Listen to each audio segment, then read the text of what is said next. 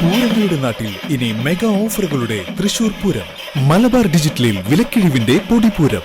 Electronics, furniture, home appliances, mobile phone, laptop, computer and accessories.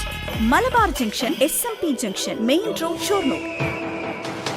Ottapalam Sundarayyar റോഡിൽ വയോധികയുടെ കഴുത്തിൽ നിന്ന് മാല പിടിച്ചു പറിച്ച കേസിൽ 2 പേർ അറസ്റ്റിൽ. മലപ്പുറം, കോയമ്പത്തൂർ സ്വദേശികളാണ് അറസ്റ്റിലായത്. ഒറ്റപ്പാലം സുന്ദരയ്യർ റോഡിൽ വയോധികയുടെ കഴുത്തിൽ നിന്നും മാല പിടിച്ചുപറിച്ച കേസിൽ 2 പേർ അറസ്റ്റിൽ.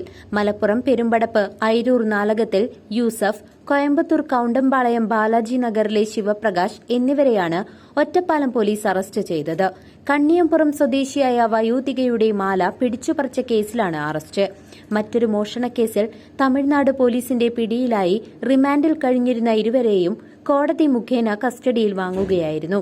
കഴിഞ്ഞ ജനുവരി 21 വൈകിട്ട് 4ഓടെയായിരുന്നു പിടിച്ചുപറി. മാല മുക്കുപണ്ടമാണെന്ന് തിരിച്ചറിയാതെയാണ് പിടിച്ചുപറിച്ചത്. ബൈക്കിലെത്തിയ ഇരുവരും മാല പൊട്ടിച്ച് ഇതേ ബൈക്കിൽ രക്ഷപ്പെടുകയായിരുന്നു. വീട്ടമ്മയുടെ പരാതി പ്രകാരം CCTV ക്യാമറ കേന്ദ്രീകരിച്ച് നടത്തിയ പരിശോധനയിലാണ് ഇരുവരെയും തിരിച്ചറിഞ്ഞത്.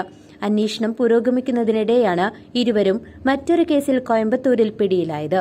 സംഭവം നടന്ന അതേ ദിവസം ഇവർ വടക്കാഞ്ചേരിയിലും മോഷണം നടത്തിയതായി കണ്ടെത്തിയിരുന്നു.